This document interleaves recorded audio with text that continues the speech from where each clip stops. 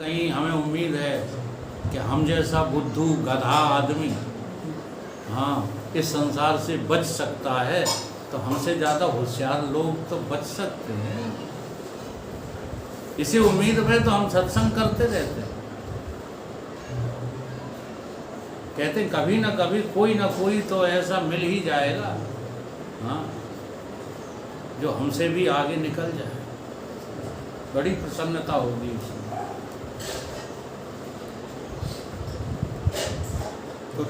तो तत्काल नया नया कोई जुड़ता है, उससे तो उम्मीद होने लगती है कि हाँ अब ये जो है आगे बढ़ेगा लेकिन 4-6 साल में वो जो फिसड्डी निकल जाता है ये गड़बड़।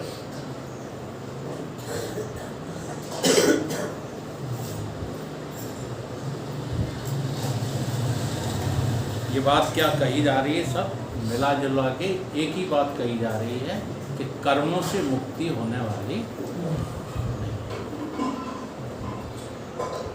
जो पूर्व में कहा कि जैसे कर्म के अनुष्ठान काल में जो इच्छा रहित पुरुष है ताकू कर्म का फल वेदांत मत में अंगीकार नहीं किया, तैसे ही कर्म के अनुष्ठान से अनंतर भी जो पुरुष की इच्छा दूर हो जावे तो कर्म का फल होवे नहीं। सो वार्ता भी वेदांत मत को नहीं जान के कही गई है। ये जो सिद्धांत कहा गया ना कर्म का, ये भी असल में वेदांत की सिद्धांत को न जानते हुए कहा गया है। कर्मों के त्याग की बात वेदांत के मत को अभी समझते नहीं हो, इसलिए ये कहा जाता है। अगर वेदांत को समझ गए तो कर्म के होए स्वरूप है, स्वरूप में कर्म है कहाँ जो हम तुम्हारा छुड़ाएं। सो वार्ता भी वेदांत मत को नहीं जान के कही है। काहे थे फल की इच्छा सहित जो कर्म करे अथवा फल की इच्छा रहित जो कर्म करे तिनको कर्म का फल भोग तो निश्चय होवे है, परंतु इच्छा रहित कर्म से अंतःकरण शुद्ध होता है। बिना कामना के किए गए कर्मों से अंतःकरण शुद्ध होता है। और इच्छा सहित जो कर्म करे ताको केवल भोग प्राप्त होते हैं, परंतु अंतःकरण शुद्ध नहीं होता। जो कामना सहित कर्म करता है उसको भोग तो मिल जाएंगे लेकिन अंतःकरण शुद्ध नहीं होता। जो इच्छा रहित कर्म करने से शुद्ध अंतःकरण होय के श्रवण आदि से ज्ञान हो जावे ताकू तो कर्म का फल होवे नहीं, और जाने कर्म तो फल की इच्छा रहित किए, परंतु श्रवण के अभाव से अथवा किसी अन्य निमित्त से ज्ञान होवे नहीं, ताकू तो इच्छा रहित कर्म के फल का भोग दूर होवे नहीं। ये वेदांत का सिद्धांत है। आपने वासना तो छोड़ दी, हाँ ऐसे बहुत लोग मिलेंगे कि जिन्होंने कर्म की वासना का तो त्याग कर दिया, कछु नहीं कर, निठल्ले बैठे रात दिन रात, लेकिन कभी वेदांत ग्रंथों के पास नहीं जाएंगे। सत्य की चर्चा उन्हें बर्दाश्त नहीं है। कत कजू है नहीं हम, एक नहीं चलो तो हजारों मिलवा दें ऐसे जो निठल्ले बैठे हुए हैं फुर्सत में, टोटली समय उनका फुर्सत में है। तो जरा सा कह दो चलो सत्संग, क्या जाने ये कई उल्लू काफी है, कोई दूसरा वही काफी है, समझ रहे? तो कि ऐसे लोगों का कभी अंतःकरण शुद्ध नहीं हो सकता।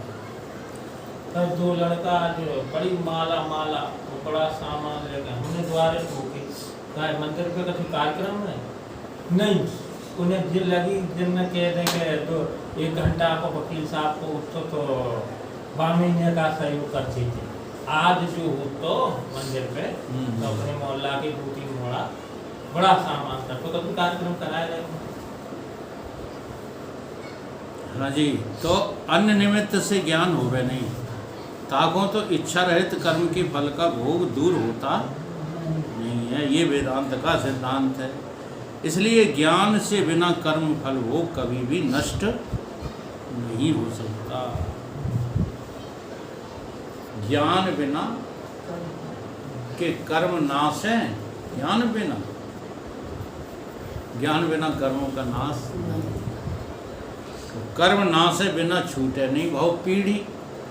इसलिए कर्म शुभाशुभ दो में बंधन, सोने की बेड़ी हो चाहे आप जो है सोने की जंजीर से बंधे हो, वो चाहे लोहे की जंजीर से बंधे तो बंधे ही हो। बंधन मुक्त तभी हो सकते हो जब तुम आत्मा का ज्ञान प्राप्त करो।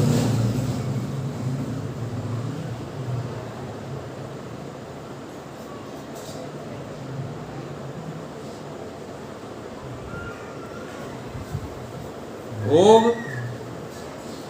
अब इसकी टिप्पणी सुन लो। भोग, प्रायश्चित और ज्ञान, इन तीन से कर्म की निवृत्ति होवे है। इसका चतुर्थ कारण कोई नहीं है। कर्म भोग से मिटेंगे, वो एक तरीका है। कर्म प्रायश्चित से मिटेंगे, वो भी एक तरीका है। हाँ, जैसे गाय मार दी है तो प्रायश्चित करो, गंगा नहाओ। और ज्ञान, इनसे कर्मों की निवृत्ति होती है, भोगने से भी हो जाती है। अब दुख आ गए हैं, कर रही है करके भोग लो, निवृत्त हो। देखो हम तो बहुत सच्ची बात जो है बता देते हैं आप लोग, दुनिया छिपाती है। 3 भाई हैं हम, सुन ले, बहुत जरूरी है।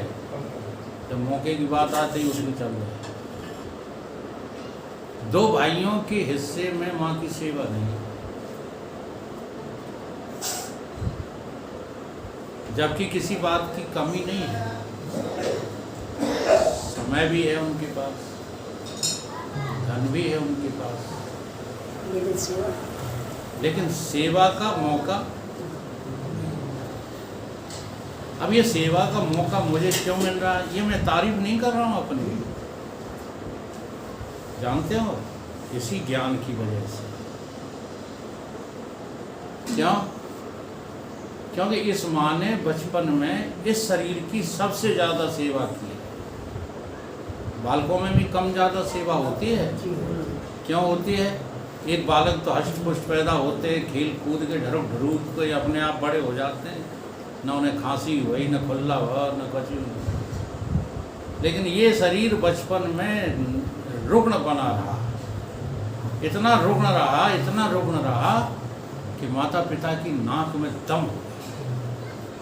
अब वो ऋण था कि नहीं था उनका? अगर हमको ये मौका नहीं मिलता तो कहीं ना कहीं ये फल तो जो है ज्ञानी नहीं, ज्ञानी के बाप बने रहते, भोगना पड़ता। इसलिए ये सौभाग्य का विषय होता है कि यदि आपको मजबूरी में भी किसी की सेवा करनी पड़ रही है तो ये सौभाग्य का विषय। चौथा कोई कारण नहीं है, ये गांठ बांध लो। अब लो, कितनी मोटी बात है। कर्म नाश कैसे होते हैं? भोग से होते हैं, प्रायश्चित से होते हैं और ज्ञान से। और कर्म को नाश करने का कोई तरीका नहीं। कर्म को नाश करने का तरीका कर्म नहीं है जो तुम लगे पड़े हो कर्म करने में। कर्म को नाश करने का तरीका है उनको भोग लेना। चाहे जो है अच्छे आए तो भोग लो, बुरे आए तो भोग। और दूसरा है गलत कर्म कर दिया है तो प्रायश्चित कर लो। अब आज के बाद ऐसा नहीं होगा, और जो हुआ है उसकी एवज में प्रभु जैसी आज्ञा तैसा अनुष्ठान करो। और तीसरा है आत्मज्ञान। आत्मज्ञान हो जाए तो फिर पूछते क्या। तिनमें से प्रारब्ध कर्म की भोग से निवृत्त। अब एक एक का बता दिया। जो प्रारब्ध है तुम्हारा वो तो भोग से जाएगा, और क्रियामाण है वो प्रायश्चित से जाएगा। क्रियामाण कर्म समझ गए? जो अभी कर रहे हो, अभी हो गया है, अभी गलती हो गई है, वो क्रियामान है, वो प्रायश्चित से जाएगा। और ज्ञान से सारे कर्म चले जाए, ज्ञान यदि हो जाए तो संचित कर्म की किंचित निवृत्ति साधारण प्रायश्चित से होवे, और संपूर्ण निवृत्ति हमेशा ज्ञान से ही होती है। तो पूर्व में जो कहा था कि संपूर्ण संचित काम कर्म ते एक ही शरीर होवे है,